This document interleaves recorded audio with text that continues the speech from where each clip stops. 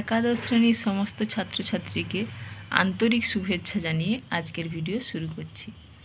আজকে তোমাদেরকে আমি ভাব সম্মিলন যে পর্যায়ের পদটা বিদ্যাপতি রচনা করেছেন সেইটা নিয়ে ভিডিও করছি, কিছু এসএকিউ টাইপ কোশ্চেন নিয়ে, মানে 2 নাম্বারের বলতে পারো কোশ্চেন অ্যান্সার আর কি। তোমাদেরকে এর আগের ভিডিওতে আমি ভাব সম্মিলন কি, বিদ্যাপতি কে ছিলেন, এগুলো সম্পর্কে কিন্তু বেশ কয়েকটি তথ্য দিয়েছি এবং ভাব সম্মিলন যে পদটা আছে তোমাদের সেটার ব্যাখ্যাটাও দিয়েছি, অর্থাৎ তার মানেটা আর কি।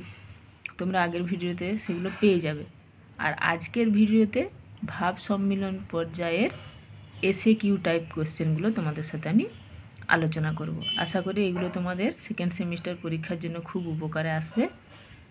আর যদি তোমাদের আমার ভিডিওগুলো ভালো লাগে অবশ্যই লাইক, কমেন্ট ও শেয়ার করবে, আর আমার চ্যানেলটিকে সাবস্ক্রাইব করে নেবে, এটা তোমাদের কাছে অনুরোধ রাখছি।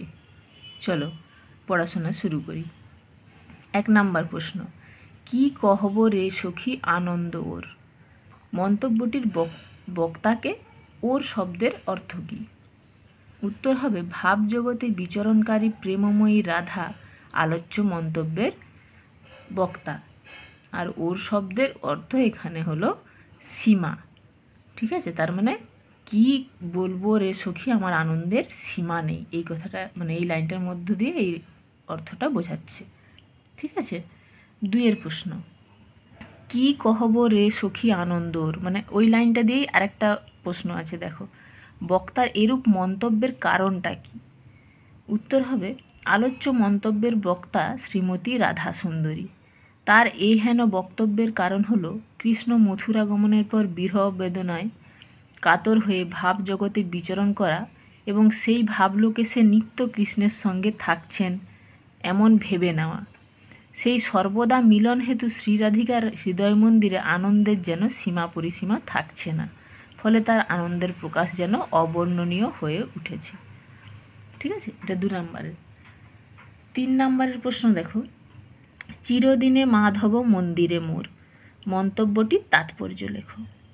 উত্তর দেখো লিখে রেখেছি, তোমরা এগুলো কিন্তু স্ক্রিনশট নিয়ে নিতে পারো, তারপরে খাতায় তুলে নিতে পারো। ঠিক আছে, দেখো উত্তর লেখা আছে, বৃন্দাবন ছেড়ে মথুরা গিয়েছেন শ্রীকৃষ্ণ স্বীয় দায়িত্ব পালন করতে, অর্থাৎ নিজ দায়িত্ব পালন করতে। তাই বৃন্দাবনবাসী সমস্ত নরনারীর মন খারাপ। সর্বাপেক্ষা মর্মাহত হয়েছেন শ্রী রাধিকা, কারণ তার সাথে শ্রীকৃষ্ণের সম্পর্ক গূঢ়, অত্যন্ত গভীর। শ্রীকৃষ্ণ বিহনে রাধিকা প্রথমে উন্মাদিনী স্বরূপ আচরণ করেছিলেন, কিন্তু যখন রাধা ভাবজগতে চলে গিয়েছেন তখন নিজের কাছে শ্রীকৃষ্ণের অস্তিত্ব সর্বদা অনুভব করেছেন এবং সেই ভাবোল্লাস থেকেই আনন্দ প্রকাশ করে সখীর কাছে বলেছেন যে শ্রীকৃষ্ণ তার কাছে তার ঘরে সর্বদাই বিরাজ করছেন। তাই শ্রীরাধা অত্যন্ত পুলকিত, হর্ষোল্লিত। ঠিক আছে, তার মানে ভাব জগতের মিলনটা তো তার কল্পনা জগতের মিলন, সেই জন্য যখন সে কৃষ্ণের সাথে মনে করছে যে আমি মিলিত হচ্ছি তখন আর তার কোনো দুঃখ নেই, সে বরং আনন্দে মানে আনন্দের সাগরে যেন ভাসছে, এরকম একটা পরিস্থিতি তৈরি হয়েছিল। ভাব সম্মিলন মানেই হচ্ছে তাই, কিন্তু ভাবলোকে শ্রীকৃষ্ণের সাথে মিলন। 4 নাম্বার প্রশ্ন, পাপ সুধাকর যত দুঃখ দিল, সুধাকরকে সে কাকে কিভাবে দুঃখ দিয়েছে? উত্তর আছে, দেখো সুধাকর বলতে চাঁদকে ইঙ্গিত করা হয়েছে। তারপরে বলেছে সে কাকে কিভাবে দুঃখ দিয়েছে, চাঁদ শ্রীময়ী রাধাকে দুঃখ দিয়েছে। শ্রীকৃষ্ণ মথুরা চলে যাওয়ার পর বিরহ ব্যথায় কাতর রাধা চাঁদের মধ্যে কৃষ্ণের মুখ সৌন্দর্য দর্শন করে মন ভালো করার চেষ্টা করতে চেয়েছিলেন, কিন্তু তা হয়নি, বরং চাঁদ তার কষ্টকে বাড়িয়ে দিয়েছিল। 5 নাম্বার প্রশ্ন, আঁচর ভরিয়া যদি মহানিধি পাই, এই পংক্তিটির অর্থ কি? মহানিধি পেলে কি করবে? কে কি করবে এটা লিখলেও হতো প্রশ্নটা। তো উত্তর হবে, দেখো আলোচ্য পংক্তির অর্থ আঁচল ভরেও যদি মহামূল্যবান বস্তু অর্থাৎ ধনরত্ন পাওয়া যায়। ঠিক আছে, এই লাইনটার অর্থ হচ্ছে এটি। এবার বলছে মহানিধি পেলে কে কি করবে? আলোচ্য উক্তিটির বক্তা শ্রীরাধা, তিনি শ্রীকৃষ্ণকে এতটাই ভালোবাসেন যে কেউ যদি তাকে আঁচল ভরে মণিমাণিক্য দেন তবুও তিনি তার প্রিয়কে নিজের থেকে আলাদা করবেন না বা দূর দেশে পাঠাবেন না, এটাই তার বক্তব্য। 6 নম্বর প্রশ্ন, শীতের অর্ণি পিয়া গিরিশির বা বরিশার ছত্র পিয়া দরিয়ার না, এটা ব্যাখ্যা কর। উত্তর হবে, দেখো, ভাব সম্মিলন অর্থাৎ ভাবের ঘোরে শ্রীকৃষ্ণের সহিত রাধার মিলন, তাই এই মিলনের গাঢ়ত্ব অনেক বেশি, কারণ এই মিলন বাস্তবে হয়নি যাতে বাধ্যবাধকতা থাকবে। এখানে নিজের মনের যতটা মাধুরী আছে তা মিশ্রিত করে নিজের মতো করে কৃষ্ণের সাথে তিনি মিশে গেছেন।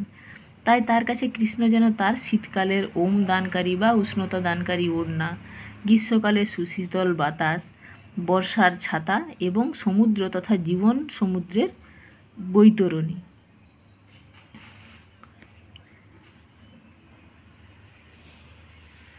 তো যে বৈতরণীর সাহায্যে খুব সহজেই জীবন সমুদ্রে যাত্রা করতে পারবেন শ্রীরাধিকা। ঠিক আছে। 7 নাম্বার দেখো, ভনয়ে বিদ্যাপতি, ভণিতায় বিদ্যাপতি কি বলেছেন? উত্তর হবে, ভাব সম্মিলন পদের ভণিতায় বিদ্যাপতি বলেছেন বড় নারীর উদ্দেশ্যে যে সুজন মানুষের দুঃখের দিন সাময়িক বা ক্ষণস্থায়ী। 8 নাম্বার প্রশ্ন, নিজের জীবনে শ্রীকৃষ্ণের গুরুত্বকে রাধা কিভাবে স্বীকার করেছেন তা ভাব সম্মিলন অবলম্বনে লেখো। উত্তর হবে, রাধা তার প্রিয় ভালোবাসার মানুষকে বা কৃষ্ণকে পরম আশ্রয় ঐকান্তিক নির্ভরতা বলে স্বীকার করেছেন।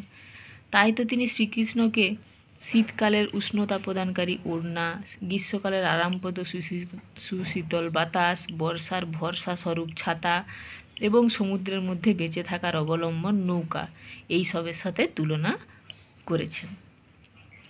9 নাম্বার প্রশ্ন দেখো, শুনো বড় নারী, বড় নারীদের উদ্দেশ্য করে কে কি বলেছেন? উত্তর হবে, বড় নারীদের উদ্দেশ্য করে উল্লিখিত বক্তব্যটি করেছেন পদকর্তা বিদ্যাপতি ঠাকুর।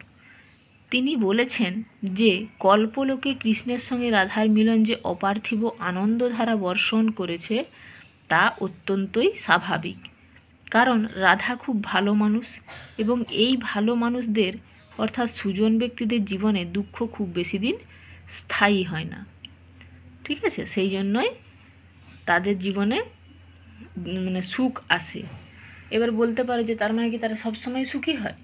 সেটা কিন্তু নয়, কিন্তু যেহেতু সুজন মানুষ, তারা দুঃখ পাওয়ার পরে সেই দুঃখকে কাটিয়ে অন্য কিছুর মধ্যে ঠিক কোনো না কোনোভাবে সুখ খুঁজে নেয়। সেই জন্য সুজন ব্যক্তিদের জীবনে কিন্তু দুঃখ বেশি দিন স্থায়ী হতে পারে না। তোমাদেরকে আগের ভিডিওতে আমি এইগুলো কিন্তু এই কবিতাটার অর্থটা ভালো করে বুঝিয়ে দিয়েছিলাম, আশা করি তোমরা বুঝতে পেরেছো। হ্যাঁ, তো আজকে আমি তোমাদের সাথে এই 9টি প্রশ্ন উত্তর আলোচনা করলাম। আশা করি প্রত্যেকটা প্রশ্ন উত্তরই তোমরা বুঝতে পেরেছো। যদি কিছু না বুঝতে পারো কমেন্ট বক্সে আমাকে জানাবে, আমি সাধ্যমতো চেষ্টা করব তোমাদেরকে বোঝানোর।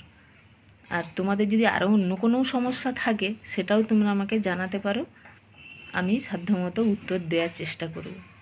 আর তোমাদের পরীক্ষা মার্চ মাসে, সেকেন্ড সেমিস্টার ক্লাস 11-এর। তো তোমরা হয়তো ভাবছো অনেকটাই সময় আছে, কিন্তু তোমাদের সিলেবাসও কিন্তু অনেক। এখন থেকেই তোমরা ভালো করে প্রত্যেকটা সাবজেক্ট, যার যে সাবজেক্টগুলো আছে সব পড়ো। আর বাংলা তো সবার কম্পালসারি, তো বাংলা তো পড়তেই হবে। বাংলার সাথে সাথে যার যে সাবজেক্টগুলো আছে ভালো করে পড়ো। এখন থেকে না পড়লে কিন্তু সিলেবাস শেষ করতে পারবে না। তাই এই ভিডিওগুলো আশা করি তোমাদের কাজে লাগবে। আর শেষে আবারও বলছি, পারলে এই ভিডিওগুলো লাইক, কমেন্ট ও শেয়ার করবে এবং আমার চ্যানেলটিকে পারলে সাবস্ক্রাইব করবে, এই অনুরোধ রেখে আজকের ভিডিও শেষ করছি। সবাই খুব ভালো থেকো।